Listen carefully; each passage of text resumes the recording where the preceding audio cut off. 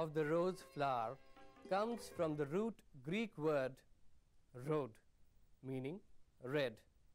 The famous island of Rhodes received its name from the huge quantities of rose that grew wild on its rocky shores. Fossil records indicate that the rose is an ancient plant.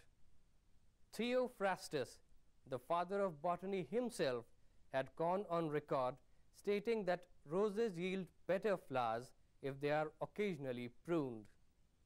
Emperor Nero is known to have spent 17,000 pounds on a single occasion on roses alone.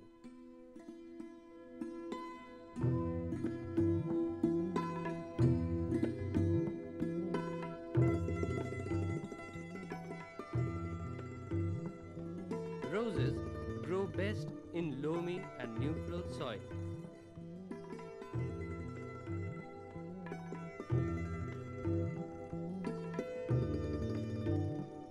Decaying plant leaves, tea leaves left after preparing tea, hoof and horn meal, bone meal and sulfates of potash serve as a good manure for it.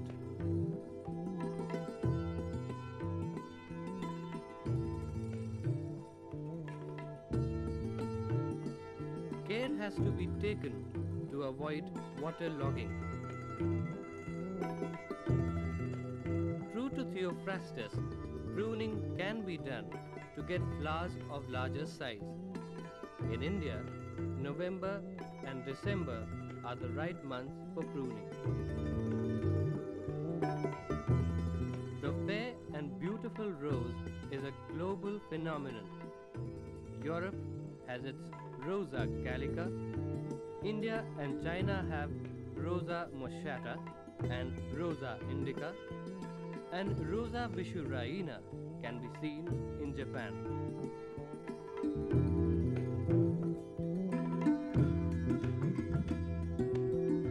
The rose plant is an annual or perennial shrub. Some varieties of it are also scramblers.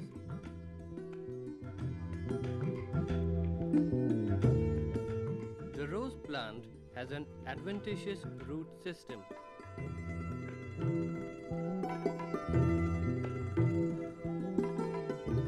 Its stem is herbaceous or woody.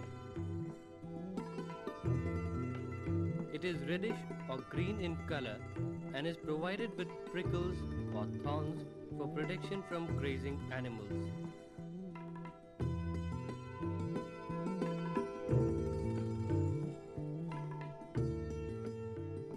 Its leaves are compound and imperipinnate.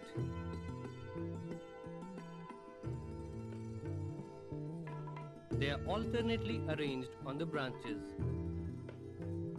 The leaves are stipulate and of adnate type, containing 3 to 5 pinnae. The shape of the lamina is ovate and the leaf margin serrate. The apex of lamina is acute. Its venation is of unicostate reticulate type.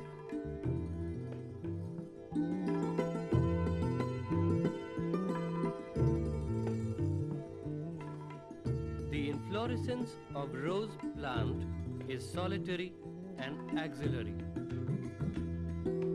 Usually the flowers are produced singly, but in some species, especially in climbers, they are produced in clusters.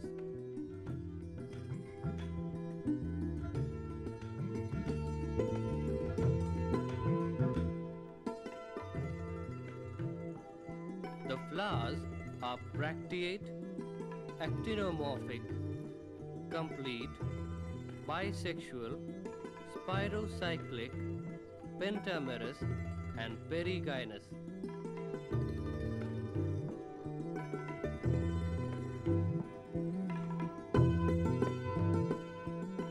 The calyx consists of 5 lobed sepals fused at the base with valvate aestivation.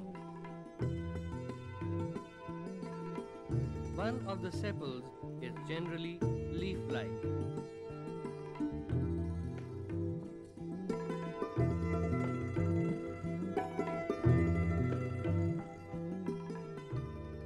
The corolla is polypetalous, that is, made up of numerous petals arranged in cycles of 5 petals each.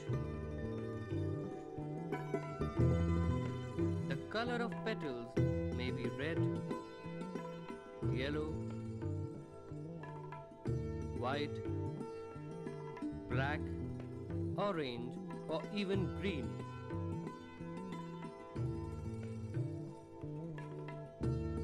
In garden varieties, the number of petals is indefinite because the outer stamens are transformed into petals.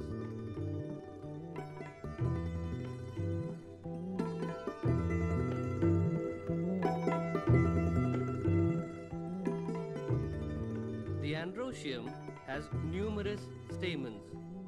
The filament of stamens is thin, long, petaloid and spirally arranged round the periphery of the hypanthium.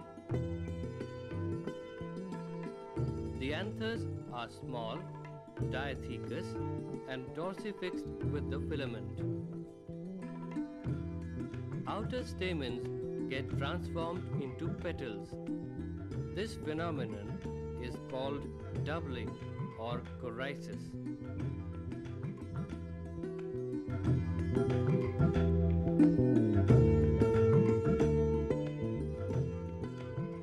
The gynoecium of rose is multicarpellary and apocarpous.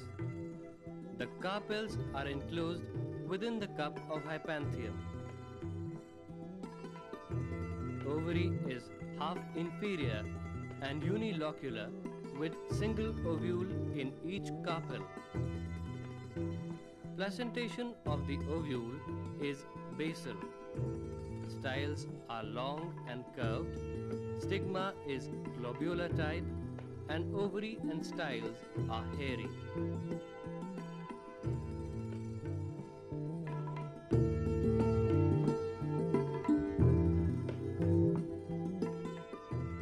The fruit of rose is an aggregate of small achenes. The cup enclosing the achenes becomes yellow or red colored after maturity and is then known as hip.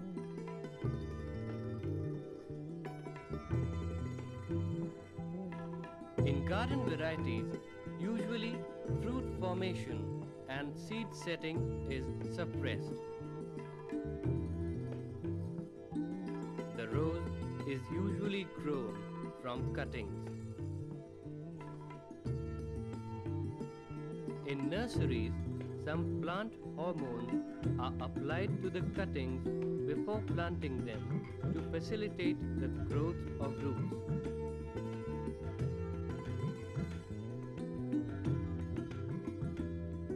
Some of such plant hormones are rutone or indole butyric acid and hortomone or naphthalene acetic acid.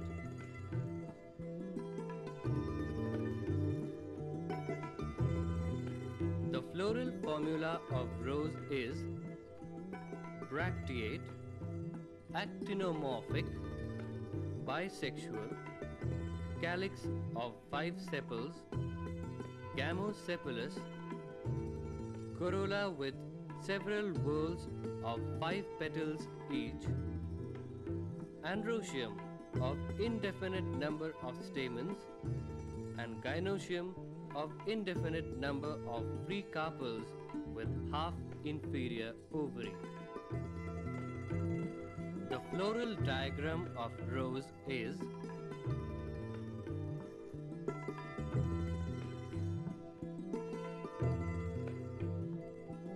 since the flowers of rose are available in a wide variety of colors, grafting can produce incredible results.